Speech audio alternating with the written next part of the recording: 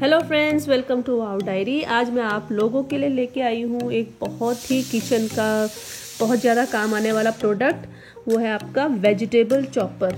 ये ईगल का vegetable chopper है। ये मैंने 6 महीने पहले ऑर्डर किया था और अभी भी ये वर्किंग कंडीशन में है एक्चुअली। तो इसके साथ जो इसके 3 इम्पॉर्टेंट एसेसरीज हैं वो इसका ढक्कन है जो बहुत इम्पॉर्टेंट है। उसके अलावा ये इसका ब्लेड है और ये जार है।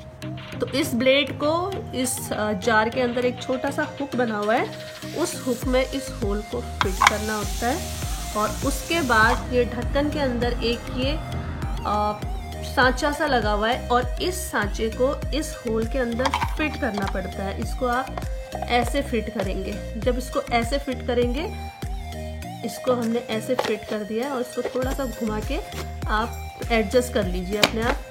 तो एक खटक की आवाज़ आती है, उससे पता चलता है कि आपका ब्लेड एडजस्ट हो गया। उसके बाद जो आपको स्लाइस करने का जो प्रोसेस है वो इसका ये हैंडल है। इसका हैंडल इस ढक्कन के साथ एक बहुत ही स्ट्रॉन्ग ये थ्रेड है, नायलॉन का थ्रेड है, ये इसके साथ अटैच है।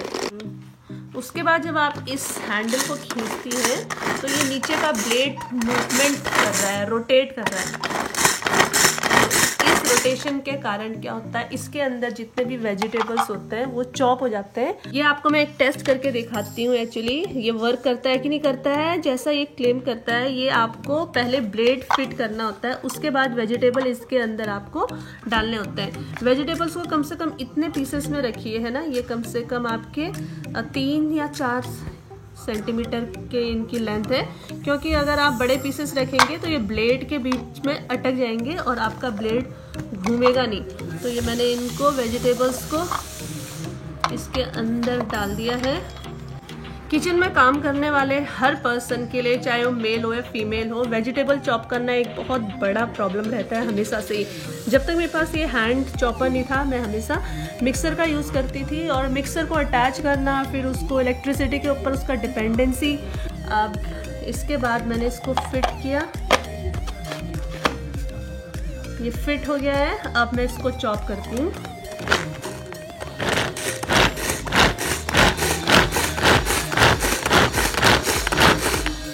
इसकी जो फुल लेंथ है वो यहाँ तक होती है, तो कम से कम जो है आप इतना इसको खींचिए और थोड़ा स्पीड से खींचना होता है। और ट्रांसपेरेंट जार है, इससे आपको दिखता रहता है कि आपके जो वेजिटेबल्स हैं उनका साइज कितना हो चुका है। तो आप अपना चॉपिंग स्टॉप कर सकते हैं जिस पोजीशन पे भी आपको लगता है कि आपको उससे ज़्यादा चॉपिंग करने की आपके वेजिटेबल्स को ज़रूरत नहीं है। ये अभी भी ज़्यादा है। जैसे आप ये वाले जो पीसेस हैं ये मीडियम साइज़ पीस बन गए हैं। तो इस आपकी अपनी रिक्वायरमेंट है, आपको अपने फूड के लिए जैसी रिक्वायरमेंट है आप उसी के अकॉर्डिंग उसको चॉप करिए। अभी मुझे थोड़ा सा इसको और ज़्यादा चॉप करने की ज़रूरत है।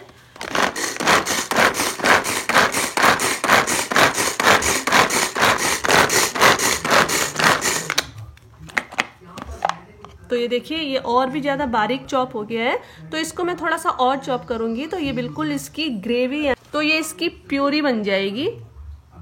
तो आप अपनी रिक्वायरमेंट के अकॉर्डिंग इसको जितना चाहे चॉप करना चाहते हैं उतना बारीक आप चॉप कर सकते हैं। तो अच्छा फंक्शनिंग है इसका, वर्किंग कंडीशन बढ़िया है इसकी और आपको बिना किसी झंझट के जो है आराम से चॉपिंग आपकी चीज़ें मिल जाती हैं। सब्जियों के लिए, नॉन वेज के लिए, ग्रेवी बनाने के लिए,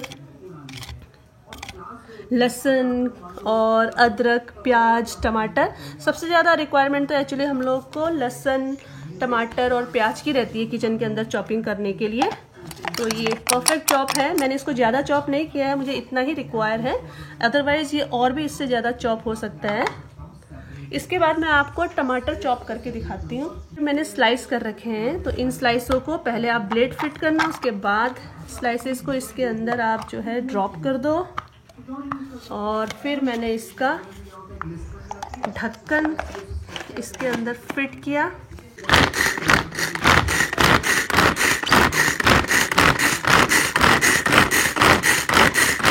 तो आपको बाहर से ही दिख रहा होगा, ये तो प्योरी बन गई है, ज़्यादा ही स्लाइस हो गया। अगर आपको जो है ऊपर से गार्निश करना है किसी इंग्रेडिएंट के, किसी फूड के ऊपर toppings as a toppings use करना है, तो आप इनको जल्दी जो है चॉप कर सकते हैं, पर मुझे जो है और बारीक चाहिए टमाटर, तो बारीक चाहिए, तो इसके लिए मैं थोड़ा सा और चॉप करूँगी इसको।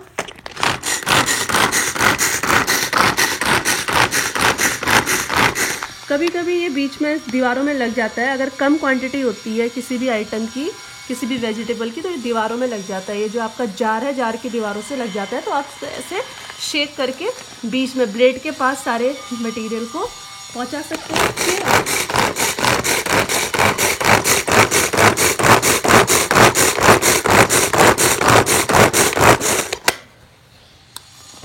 चॉप कर सकते हैं। तो ये देखिए प्यूरी बन गई है। ये इसको और ज़्यादा चलाएंगे तो ये और ज़्यादा प्यूरी बन जाएगी।